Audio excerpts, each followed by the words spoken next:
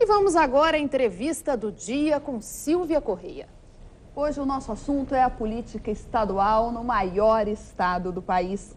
E para conversar conosco, nós convidamos o presidente da Assembleia Legislativa de São Paulo, deputado estadual Barros Munhoz, do PSDB.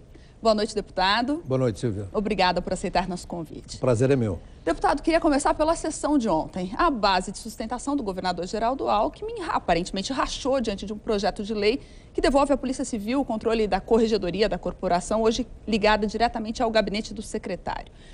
O projeto teria sido a gota d'água. O que se diz é que a base rachou porque o governador está segurando emendas parlamentares, uma novela que já se vê no governo federal. Afinal, por que a base rachou? Não procede não, Silvia. Eu posso afiançar que é uma discussão realmente de fundo. Há quem defenda que só pode haver esse tipo de modificação numa instituição que foi definida por lei através de nova lei. É competência da Assembleia. E um decreto não pode ultrapassar uma lei. Essa é uma corrente de opinião. A outra corrente defende que desde a emenda 32 à Constituição Federal, em 2000, e a emenda 21 à Constituição Estadual, de 2006, criou-se a figura do decreto autônomo, que é o quê? Para modificar a organização administrativa sem aumento de custo, é possível o Executivo fazer por decreto. Então, essa é a discussão. O senhor concorda? Não, olha, como presidente e dada a divisão, eu gostaria de, até para funcionar realmente como magistrado nessa luta que vai prosseguir, ela não terminou. Agora, é óbvio que a par disso, há quem defenda a volta para a subordinação ao delegado-geral e há quem defenda que está melhor subordinado ao secretário.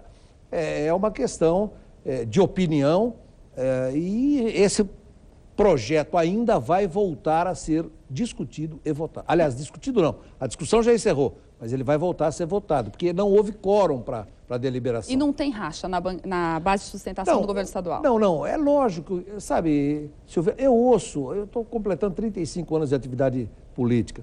A vida inteira eu ouço isso, há descontentamento, o pessoal está frustrado, vai haver racha, mas não há absolutamente nada nesse sentido. Esse foi um projeto específico. Há um grande deputado, um grande líder da casa, que é o deputado Campos Machado. Ele tem autor peso, do projeto. Ele é autor do projeto. Então, isso provoca uma divisão natural. Não tem nada a ver com a ação da base aliada com o governo. Deputado, o senhor e outros presidentes de assembleias legislativas têm defendido um projeto de emenda constitucional que, na verdade, amplia o poder de legislar das assembleias, dando às assembleias a capacidade de criar leis sobre assuntos que hoje são prerrogativa exclusiva do Executivo. Por que o senhor acha que é necessário que a Assembleia possa ampliar sua atuação? Silvia, já há um asfixiamento do poder legislativo em geral no Brasil, desde o federal aos estaduais e aos municipais. Mas há um asfixiamento ainda maior dos poderes legislativos estaduais. Há uma concentração fantástica, quase tudo no Brasil é competência do Congresso Nacional. E o que acontece? Um entulhamento de assuntos, uma demora inacreditável para a votação, tanto que o Judiciário, vira e mexe, está tendo que legislar no lugar do Legislativo. E, enquanto isso, há uma capacidade ociosa. Nós precisamos de fazer do Brasil uma verdadeira federação. O senhor acha que o papel do deputado estadual fica desimportante nesse contexto? Não, porque o papel não é só legislar. E ele pode legislar, mesmo não propondo projetos, melhorando projetos do Executivo. Mas o deputado tem a função importante de fiscalizar o Executivo e as instituições e a mais importante, a meu ver, representar a população que o elege. É uma função fantasticamente importante que muito pouca gente atenta para a sua importância. Falando em fiscalizar, o senhor deu uma entrevista recente ao jornal Valor Econômico e disse que as CPIs são um engodo. O senhor é contra as CPIs? Não, sabe o que acontece?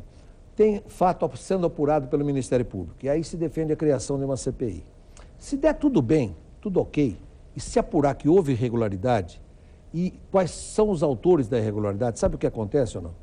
Manda-se para o Ministério Público. Mas, deputado, muita coisa nesse país a gente só ficou sabendo por conta da CPI. É verdade que daí o Ministério Público, Polícia Federal, enfim, investigaram. Não, mas a opinião pública foi informada, afinal, pelas CPIs e barrou muita gente nas urnas. Mas esses casos eram casos de realmente serem submetidos à CPI.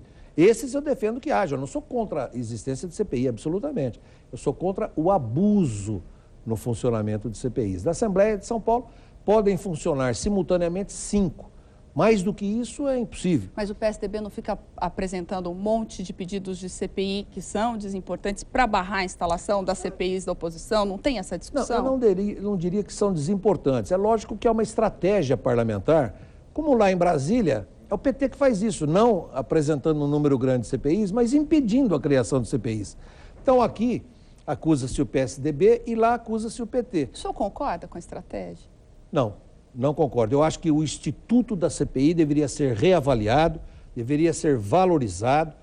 É importante que ele haja, que ele exista, mas é importante que ele não seja desvirtuado, como infelizmente hoje, na maioria dos casos, ele é.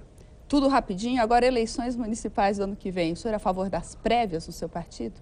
O PSDB? Não sou. Quem o senhor defende? José Serra? José Serra, candidato a prefeito. O senhor é historicamente um aliado de José Serra. O senhor deve ter conversado com ele. Ele vai ser candidato? Não conversei. A última vez que conversei sobre o assunto, ele foi peremptório ao dizer que não vai ser. Mas o senhor ainda defende o nome dele? Eu defendo que sim, porque na política nem sempre acontece o que a gente deseja. Muitas vezes acontece aquilo que as circunstâncias determinam. Ele mesmo já viveu situações semelhantes. E se não for José Serra? Olha, eu acho que aí deve haver um grande entendimento. Não sendo possível, aí o melhor caminho, sem dúvida alguma, é a prévia. Mas, a meu ver, deve ser o último caminho. E quem é o candidato mais difícil de bater? Chalita, Marta, Fernando Haddad? Olha, eu acho que todos são excelentes candidatos. Não é para fazer média. Eu acho que o Fernando Haddad é um nome novo, a Marta é um nome já testado, já experimentado. Acho que vai ser uma eleição boa para São Paulo. Tá bom. Obrigada, deputado. Eu Boa que noite agradeço. para o senhor. Obrigado.